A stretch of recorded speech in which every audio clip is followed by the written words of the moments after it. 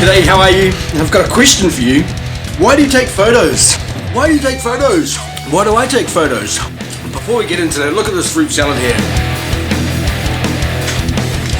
What's this? Blueberry? Strawberries? Yeah, it's an interesting question. Why do you take photos? Why do we take photos? I mean, I just find myself roaming around, just capturing these visual reproductions of the things I see. And what do I do with them? I put them on my phone, I put them on my computer. I mean, I look around, they're not all around the walls, I'm not draped in the photographs. So it just brought up an interesting question. Why do I take these photos? I mean, I know I'm looking to learn the new skill, the art of photography. And I think what it boils down to is I'm trying to capture the essence of something that's there to be seen, but I just can't quite see it. And I don't know if that explains it very well at all. But here's another angle. Someone asked me the other day, do you use Photoshop on your photos? And I was like, hell yes. I was like, absolutely. I've even been accused of using Photoshop before, or Lightroom, whatever, editing the photos. But hey, it's not an accusation that I'm going to deny. There's not one single photograph that I put anywhere that hasn't been touched by some sort of editing, whether it's Photoshop or Lightroom. It's just the way it is. I mean, it's like baking a cake. You know, taking the photograph is putting all the mixture, the recipe together and mixing it all up. But the editing is the baking. Everything in a cake, everything in it.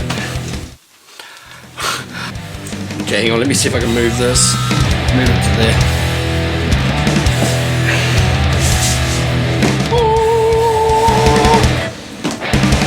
Well, that's a live shot of the cake. Taking the photograph is all the mixture, everything in the bowl, and then the editing that's the baking of the cake. You've got all the elements there. You can't necessarily see them all or taste them all when it comes to cake. You've got to bake it. You've got to get all those fantastic ingredients, all those wonderful ingredients, and emulsify them, cook them into a beautiful cake. That's the editing. But now that you've edited your photo, and what for? What are you going to do with it? Why did you take the photo? What are you going to do it for? I heard it said a while ago that there's not a single photograph that was taken for no reason. Think about it. Take a minute to think about it. There's not a single photograph that was taken for no reason. Even if you take the photo for no reason, the reason you've taken the photo is to show that you took the photo for no reason. Well, I like to share photographs. I actually like to try and challenge myself to take a photograph that's going to allow somebody to see something that they might have been looking at, who knows, forever, but haven't quite seen it for what it is. And actually I had that experience recently. I posted a photo up on a local group. Here's the photo here. It's of the Wellington Railway Station. It's of the Wellington Railway Station. It's of the Wellington Railway Station. See, this is the kind of photo, I guess for me, when it comes down to it, this is why I take photographs. I put the photo up and get a number of people commenting that they haven't even looked up. That they haven't looked up to see this amazing ceiling. I mean, look at the ceiling, it's just so majestic. Talking about how they haven't noticed the light coming in there before, that sort of thing. And the railway station is the corridor of the city.